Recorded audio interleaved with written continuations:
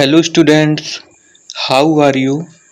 I hope you all are good and doing your preparation for the exam well. Today we are going to discuss our remaining chapters, chapter number 9 from rulers to the rule and chapter number 2 understanding weather. Without wasting the time, we are going to discuss what is the important topics from these chapter. So the first topic of the from rulers to the rule chapter, that is function of government. Okay, that is a very short video. आप इन सब की detail अपने notebook या book से पढ़ सकते हैं। मैं यहाँ सिर्फ आपको इन्फॉर्मेशन देने वाला हूँ। पहला है फंक्शन ऑफ गवर्नमेंट, जिसमें आपको 3 फंक्शन होते हैं, लेजिस्लेचर, एग्जीक्यूटिव और जुडिशरी।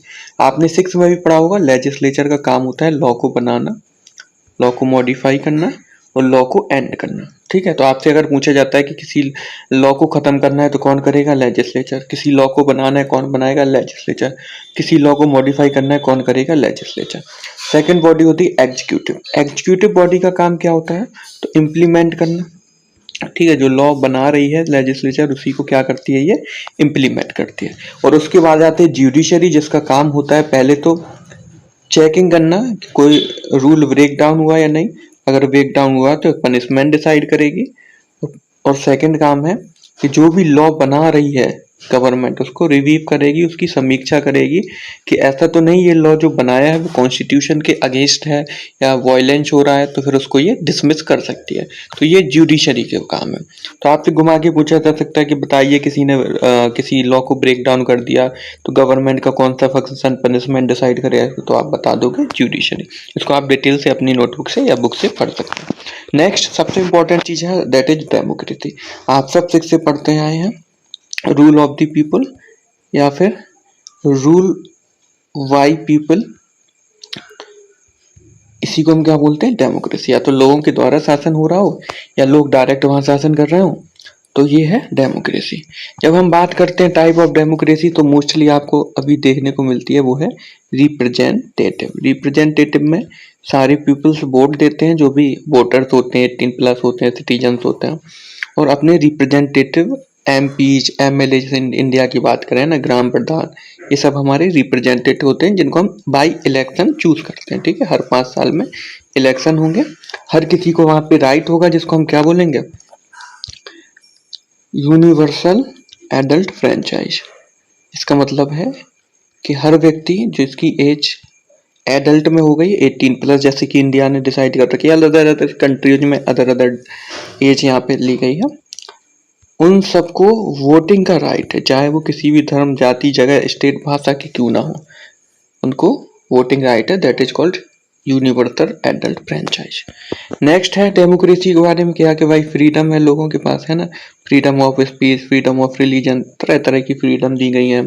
लोग खुद अपना रिप्रेजेंटेटिव चुनते हैं, लोग अगली बार चाहें तो सरकार को बदल सकते हैं, है ना।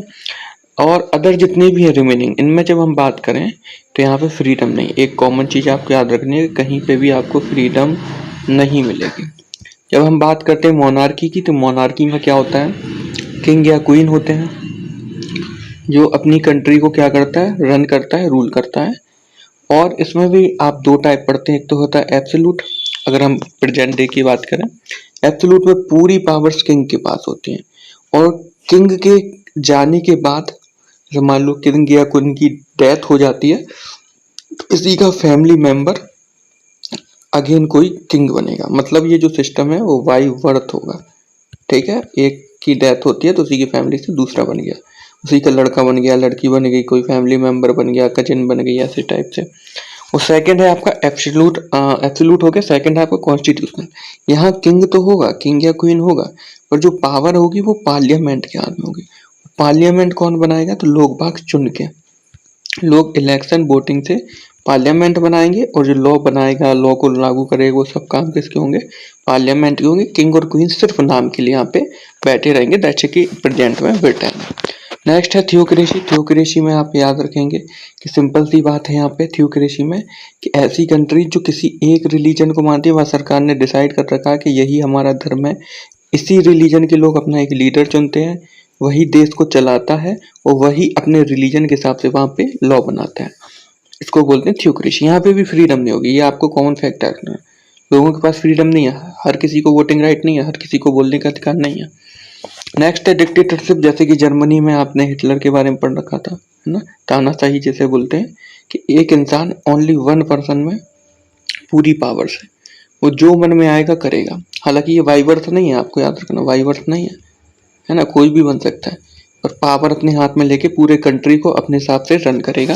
That is called dictatorship. आप इसको डिटेल से अपने नोटबुक्स और बुक से जरूर पढ़ लें, मैं यहाँ बस छोटा सा इंफॉर्मेशन आपको उसके बारे में देता जा रहा हूँ। ओलिगार्ची का मतलब है जब किसी कंट्री के कुछ रिच पीपल्स, है ना, ग्रुप ऑफ रिच पीपल्स उस कंट्री के रूल करने लगे हैं ना, अपने हिसाब से कंट्री को चलाएं, अपने हिसाब से लॉ बनवाएं, तो यहाँ पे क्या बोलते हैं, ओलिगार्ची। यहाँ पे भी आपको फ्रीडम नहीं है, आपको फंडामेंटल राइट्स नहीं है ना। अब ये चीज आपको कैसे पढ़नी है, तो एक तो ये हो गई, आपने सबके बारे में जान लिया। सेकंड, आपको कंपैरिजन सीखना पड़ेगा, ठीक है। कंपैरिजन आप समझ गए होंगे कि जैसे आपसे पूछा जा सकता है कि डेमोक्रेसी और थियोक्रेसी में कौन सा बेटर है, क्यों है, आप बताइए। या फिर दोनों को कंपैरिजन कीजिए कि डेमोक्रेसी में क्या होता है, थियोक्रेसी में क्या होता है। तो यही बातें आपको वहाँ पे लिखनी होगी। नेक्स्ट चैप्टर की तरफ बढ़ते हैं। इस चैप्टर में इसके अलावा आपको कुछ नहीं पढ़ना है, मतलब पढ़ना तो है पर इम्पोर्टेंट अगर आप लास्ट टाइम के लिए बैठे हैं तो ये आपको अच्छे से पढ़ना है। नेक्स्ट है अंडरस्टैंडिंग वेदर। सबसे इम्पोर्टेंट चीज इसमें आती है वो है एलिमेंट्स। एलिमेंट्स में याद रखना है टेम्परेचर। पहला एलिमेंट कौन सा आता है, टेम्परेचर। टेम्परेचर को जिस इंस्ट्रूमेंट से हम मेजर करते हैं होता है थर्मोमीटर, और इसकी मेजरमेंट यूनिट है डिग्री सेल्सियस या डिग्री फ़ारेनहाइट। नेक्स्ट है विंड। विंड को हम जिससे करते हैं उसको क्या बोलते हैं, एनीमोमीटर, और किलोमीटर पर आवर या फिर miles per hour. Okay. Air pressure barometer से हम मेजर करेंगे, किसमें करेंगे, मिलीबार या फिर पास्कल। ह्यूमिडिटी को हाइग्रोमीटर से परसेंटेज में। प्रिसिपिटेशन को रेनगो से सेंटीमीटर या कभी कभी मिलीमीटर भी आपको देखने को मिलेगा। तो ये एलिमेंट्स आप पढ़ के जाएं। इसके अलावा नेक्स्ट है आपका फोरकास्टिंग। तो अपकमिंग वेदर अपडेट्स जो हमें मिलती हैं ऐसे मोबाइल पे देखते हैं, वही क्या है, फोरकास्टिंग। तो वेदर की प्रेडिक्शन आप बोल सकते हो, अपकमिंग वेदर प्रेडिक्शन।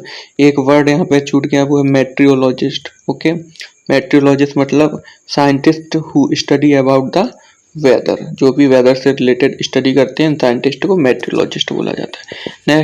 नेक्स्ट है आपका ये कंपैरिजन, पिछले चैप्टर के लिखा हुआ है। नेक्स्ट है आपको सिचुएशन बेस्ड क्वेश्चन देखने को मिल सकते हैं। सिचुएशन बेस्ड मतलब आपको एक सिचुएशन दे दी कि एक आप ट्रिप पे जा रहे हैं, कहीं भी जा रहे हैं जहाँ पे बहुत सर्दी ठंडा कोल्ड मौसम है, तो आप कैसे कपड़े ले जाएं, आपको क्या सावधानी रखनी चाहिए, आपको कैसे वहाँ सामान ले जाने चाहिए।